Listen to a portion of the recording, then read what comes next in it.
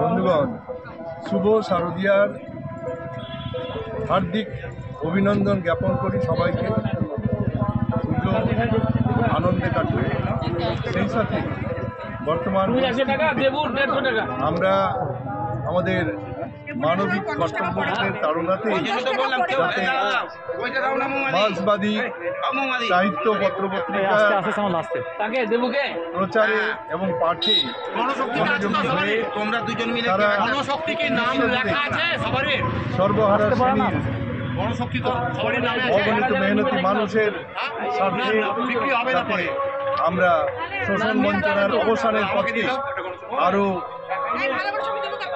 সুদক্ষ নেতৃত্বের মধ্য দিয়ে সকলের সাথে মেলবন্ধনের মধ্য দিয়ে যাতে তাদের শোষণ বঞ্চনা থেকে পরিবেশ তৈরি করতে পারি, এই ব্যাপারে সকলেই ভূমিকা পালন করবেন। এবং আমাদের সাম্প্রদায়িক সম্প্রীতি যেভাবে ক্ষুণ্ণ হচ্ছে কিছু কিছু রাজনৈতিক দলের স্বার্থপরতার মধ্য দিয়ে, আমাদের তার বিরুদ্ধে লড়াই করতে হবে। যে কোনো উৎসব হচ্ছে সকলের উৎসব, ধর্ম বর্ণ সম্প্রদায় নির্বিশেষে সকলে যদি মিলিতই না হতে পারে তাহলে আর উৎসবের মর্যাদা থাকতে পারে।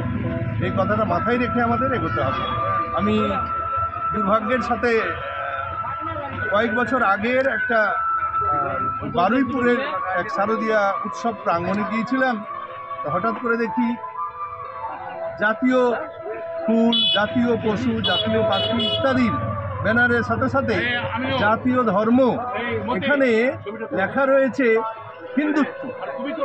আমি প্রতিবাদ করলাম, ম্যানেজমেন্টের কেউ ছিল না তখন, অনেক রাতে এক বয়স্ক ভদ্রলোককে পেলাম। বললাম যে দেখুন তো এটা কি বলো, আমরা কি এই ভারতবর্ষে বাস করি? আমাদের ভারতের জাতীয় ধর্ম কি? ধর্ম নিরপেক্ষতা, সেকুলারিজম। অতএব এই কথাটা মাথায় রেখে আমরা সবাইকে এগোতে হবে। ধন্যবাদ।